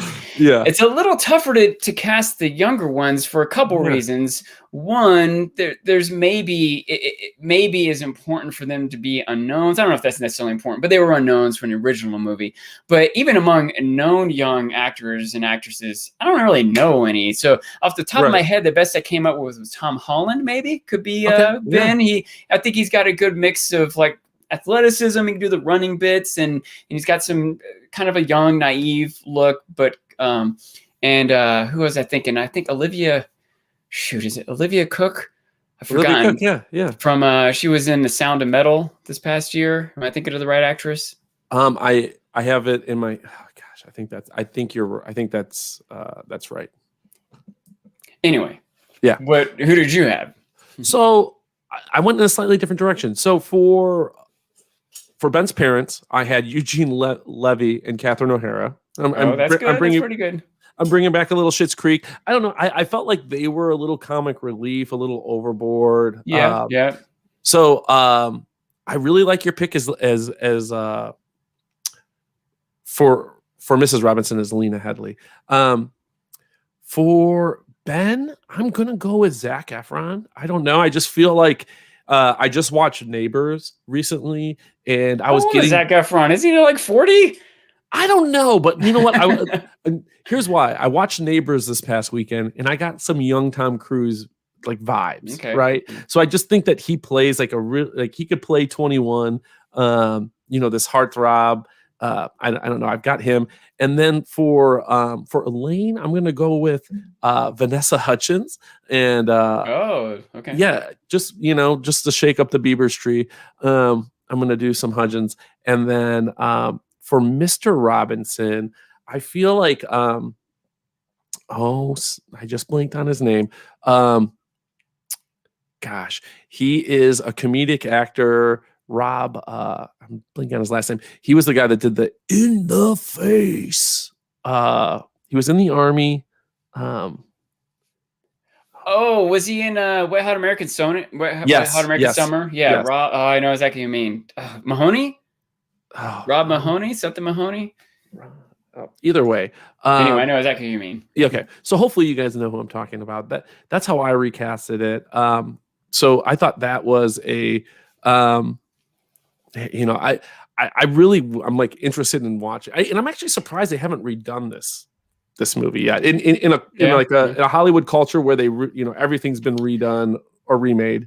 So interesting, they made a quasi sequel. I forgot the name of it. Rumor has it with Jennifer Aniston, had some other stars in there. Jake Gyllenhaal? No, I don't think it was Jake Gyllenhaal, but I'm not going to remember for sure who it was. Okay. But I think that the basic plot was that I think Jennifer Aniston was the central character who realized, she's like pieced together that her parents were that her, I think, dad and grandmother or whatever were the inspiration for it. But I think it was made totally independent of any other the original filmmakers. But the guy who wrote the book did write a sequel, and they offered him a bunch of money. Like, they wanted to make a sequel coming off the success of it. But he's like, I don't want to do it. Like, remember, he was like, he didn't want the fame. He didn't care about the money. But he eventually did publish it in like 2000 something. And the basic plot was that they stayed together. Elaine and Ben stayed together, and that they were trying to get Miss Robinson, ostensibly, I guess, through seduction, to blackmail someone in the school system because they wanted to homeschool their own kids, which was a plight of Charles Weber's life. He wanted to homeschool his own kids and couldn't get permission from the system to do it. So, Wild. but I don't know if that's any insight into how things would or should have turned out. But well, I mean, I think so. I think that's fair. Want to wrap things up here somewhat soon, but before we do, in those 1 minute teasers you had done for these, you had mentioned the Bechdel test and whether or not a movie passes the Bechdel test. Now, I happen to know what that is. Some of our viewers might not know exactly what the Bechdel test is. Do you mind? Because I think representation in film is super important. Do you mind telling them? I don't mind. I guess it's been a while, 10-ish years ago since I learned about this, and it's definitely affected my eye for films and my opinions and the world and everything. But the idea is, and it came from, it was just like a conversation between two comic characters, but it was noted and spread. The idea is that for a movie to pass the Bechdel test, it has to, first of all, have two named women characters. Second of all, they have to talk to each other. Third of all, they have to talk to each other about something other than their romantic men in their life, right? And so few movies pass this test. It's baffling. It's frustrating. Like, it doesn't seem like it's that hard of a test to pass, but most movies don't even pass just the first. Even movies I like, even movies that are woke, often don't even pass the second part of this test. Is very rare for a movie to pass it. And when it does, it barely does. Sometimes the movies is like barely technically, the idea is that, women talk to each other. Movies should be made with women in them, and they should talk to each other about things in their life other than just their husband or whatever, right? And it's really hard for a movie if you make that a man, like how often do two named men characters every freaking movie talk to each other, all of them about exposition something other, all of exposition them, dump. Exposition dump. Yes. But in this movie, it barely meets the test right at the end. And even though it barely does, it was a very key moment. It's as they're coming out of the wedding. Oh, by the way, this reminds me of another point I wanted to make on the sound. Remember when he's banging on the window? Oh, and he's not. And everyone's yelling. Everyone's like yelling at him and yelling at Elaine, but you can't hear. It's like what they say. It doesn't matter what they're saying. It's the sound of silence. Yeah. Which again ties into music and going on a tangent here, but another quick note here. In interviews, I thought for sure that it was symbolic, that the way Ben was banging on the window with his arms kind of spread out. Oh, like the Christ, like the crucifix? Yes, I thought that me was too. I had the same thought. It was just because the guy that owned a church was worried about breaking a glass. And same thing with the cross. He just needed something to fight the crowd off and block the door. They were not trying to make any kind of symbolic comments on religion or whatever. Yeah, but anyway, Bummer. I know. In that last moment, the one audible thing we do hear as they're rushing out the door and all this kerfuffle, Miss Robinson tells Elaine, "It's too late." And Elaine says, "Not for me." And that was the moment where it passed the Bechdel test. But it was a very meaningful moment. It was a very meaningful moment. Yeah. Yeah. No. It was. I mean, it's one of the more powerful moments in the movie. Speaking of that scene, what's the craziest wedding you've ever been to? I've been to a few shaky weddings, we'll say. And I got to leave out the names of or whatever. But probably the craziest one was also kind of cliche-ish, where the groom didn't show up. Everyone's there, and we're waiting, and he, got drunk at the bachelor party the night before, and this is before everyone had cell phones too. Yeah.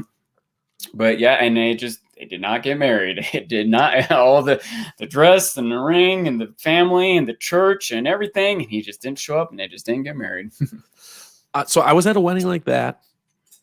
It was kind of wild. It was kind of just a shit show. But the craziest, and this is a little bit cheating, right? Because I wasn't at this wedding, but I've been told this story so many times. I feel like I've been there. And the story was told on one of our episodes of New Dad. We had the son of the gentleman who was getting married on the show, and we had him tell this story. So I'm going to use it. I feel like it's fair game. So one of our friends, Tommy Doherty, his dad, Big Tom Doherty, was getting married, and him and his father-in-law didn't get along. And the father-in-law didn't approve. And at the rehearsal dinner, a fight ensues between the father-in-law and the groom.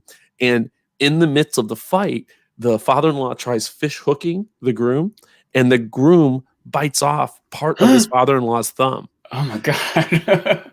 And, so the father-in-law and the mother-in-law don't actually the wedding. Well, no, I believe the mother-in-law actually went. The father-in-law was not at the wedding, but the mother-in-law did attend. But yeah, so that to me is the craziest.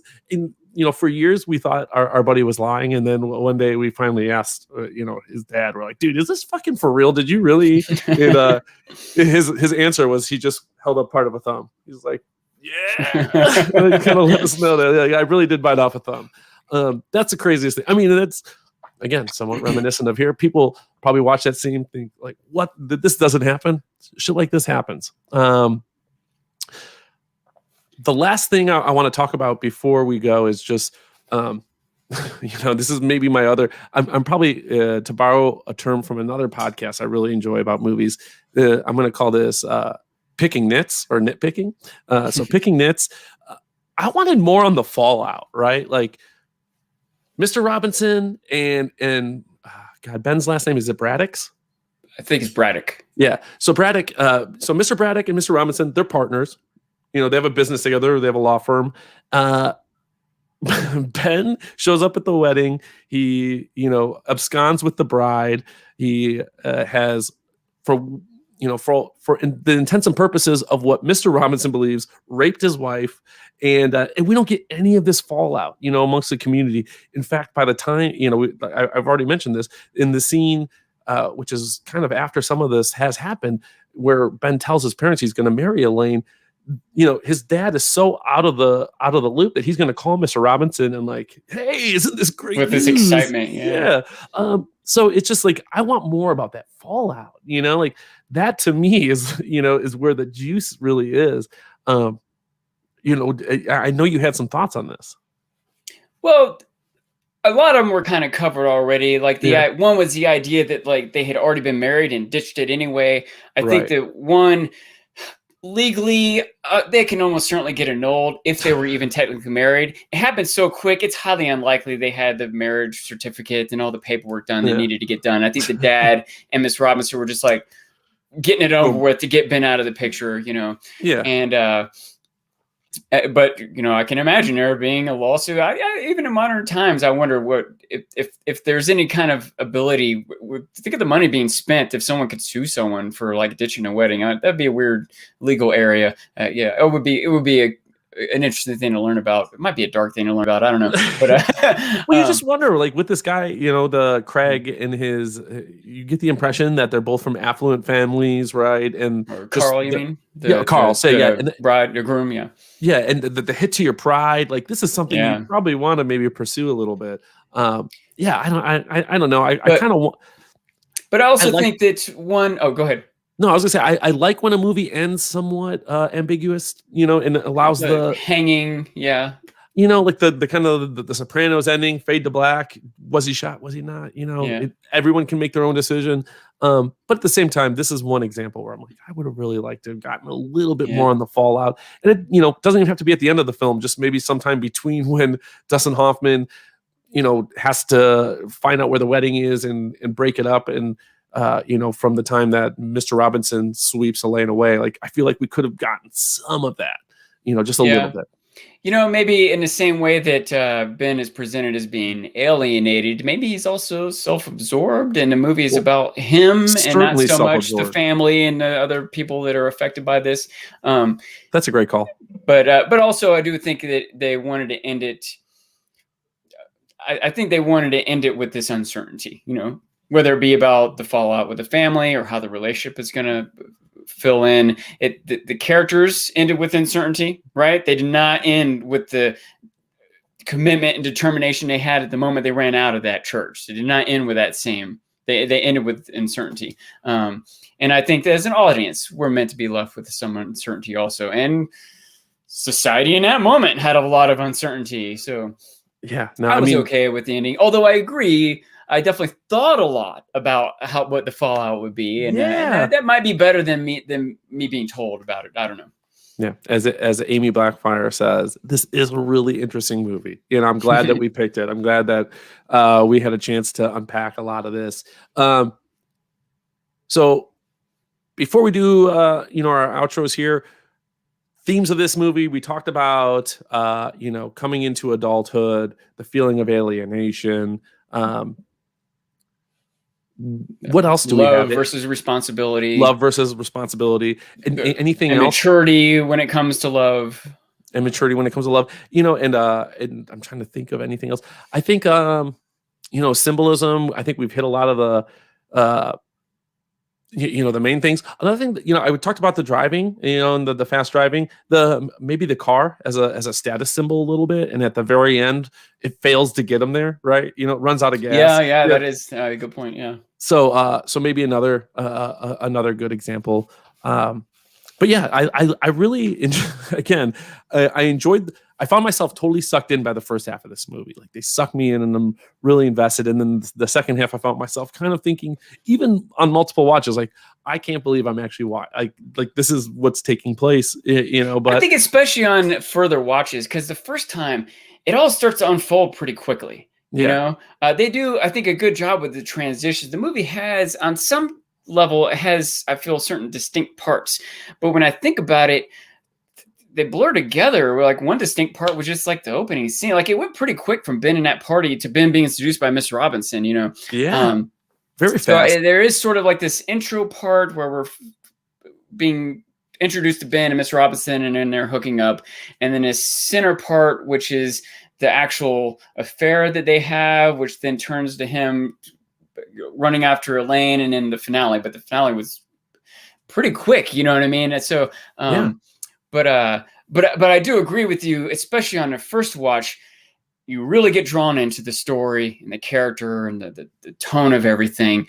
And then it all just starts to fall apart in the end. You're like, what? But it happens so quick in the first watch, it's hard to process it. On a second watch, or whatever watch, when you start to analyze more, and especially maybe in modern times, you start to think, is he stalking her?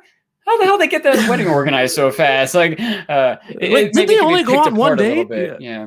I mean, it does. But again, I think I've said that I think that the themes of the movie are way more important than the details of the plot. So, yes, and I think that, again, this is one of those things where you watch it on face value. Kind of take it in, and then do your research. Find out a little bit about what was going on at the time, about the director, the writers, and then rewatch it again, and you start to pick up little things here and there. It becomes more meaningful. 100%, and that's just like anything, right? Books, TV, movies. It's all like that. Yeah. Sometimes it's the other way around. Sometimes you watch a movie the second time, and you're like, wait a minute, how come they didn't go in there? Then earlier they had the thing. Well, this doesn't make any sense at all. Sometimes I think a less good movie in the second watch, you like it less. You start to realize some flaws with it, rather than realizing virtues you didn't notice at first. But 100%, and that speaks to the rewatchability of the movie, right? If you find yourself asking those things on a second watch, you're probably not having a third watch. Whereas, if the questions you're asking are more, intriguing and leading you down these interesting rabbit holes. Oh wow, I didn't think of that before. Or I wonder what happened if that was meaningful in the earlier part when that happened. How many times did they do that before I noticed it? I need to watch it again. Yeah, why do they keep showing him, in front of a fish tank? Why do they keep showing him in swimming pools? Oh, I need to look up this director. Yeah, exactly. Yeah, and that's why we do Movie Club. Hopefully, everyone else is experiencing those same things and kind of coming along with us on that ride. Sean, I appreciate you coming out and doing this with us today. Anything you want to plug before we go? Oh, I always want to plug History Westeros. I haven't been as active with it since the show ended, but it's where I got my start in this sort of broadcasting thing I'm doing here. And I've started doing my own thing on YouTube, and still kind of getting it together, but YouTube is promoting 1 minute, but like shorts they're calling. I'm sure trying to get in on the TikTok market. So I try to make some 1 minute previews of movies. I did them for the ones that we did already. I'm going to try to do more and more movies, just like spoiler free, quick previews of movies so you can get an idea of what it's like, what kind of movie you're getting into, if you're in the mood for that, whether it's an action or whether it's dark or whether it's silly or whatever. And I'm going to try to do that. I think my next project is going to be to do all the movies nominated for Best Picture this year. I've seen almost all of them. I'm going to try to watch, I think it's this weekend coming up. I'm going to try to watch the last one and then make little minute-long reviews for all of those. Yeah, by the way, my pick right now is Sound of Metal. That movie is really good. Oh, that's the next movie in my queue. And I really enjoyed the minute reviews for these. Maybe we can work together and we can get you for the movies that come up in our polls in the future. Yeah, that'd be awesome. History of Westeros, they are plowing through their Valar Redis right now, all the way through the main books. Now they're doing the Winds of Winter sample chapters. Yesterday they did the Elaine sample chapter with Radio of Westeros. An amazing episode. Huge fan, and that's how I discovered Sean was as a fan of that podcast. So definitely shout out to them. Shout out to Pop Moms Podcast. That is one of the podcasts underneath the TKOK Podcast Network. We also, Milady Blue says, you didn't say yours, Dancing Sean YouTube channel. Oh, yeah, Dancing Sean. Thank you. Yeah, make sure you subscribe and like those videos at the Dancing Sean. Follow me on Twitter, YouTube. Too. Oh, and at Dancing Sean. No space. He is a tremendous follow. I can attest for that. Pop Moms Podcast, check them out. Concerts That Made Us. They just released a new episode. And also, I'm wearing the shirt for the Ice and Fire Con virtual 2021 conference. That's happening this weekend. Nice. Had to think about what year it was for a second there, huh? Yeah, I did. I was like, wait a minute. I had to think about it. We'd mentioned Sean is happily married now, so there will be no Mrs. Robinson swooping into his life. You're happily married in large part because of Ice and Fire Con, right? Yeah. That's how you met the Copperman. Yeah, through the Game of Thrones community. Yeah. Yeah. So anyone who is a fan of Game of Thrones or A Song of Ice and Fire, that virtual con is happening this weekend. Check that out. Also, check out the TKOK Podcast Facebook group. That's on Facebook, obviously. Instagram. We have, pages for all of our different podcasts, Pop Moms Podcast, the TMC Podcast, TKOK, New Dad. Make sure you are following us there. And don't forget, Eat God See Acid coming real soon with our first episode. I will let you guys know when that's coming. Thank you, everyone, for tuning in. Sean, again, thank you for being a guest on this amazing episode. Thanks for having me. And don't forget, tomorrow we're going to have new movies up in the polls. So head over to the Facebook group and vote. Our next guest is going to be Stuart. He's owned a number of movie theaters. He not only has owned movie theaters, he's been in movies. He's got his own IMDb page. Very close with Kevin Smith. He was in a Kevin Smith movie that may or may not be one of your choices tomorrow. So that's a little teaser, a little spoiler for those who are still with us tonight. Again, thank you. Keep watching TKOK podcasts, and I will. Let me see. Yep, and I will see you guys with our next episode. Depending on what you guys pick, we'll see. Love you guys. Take care.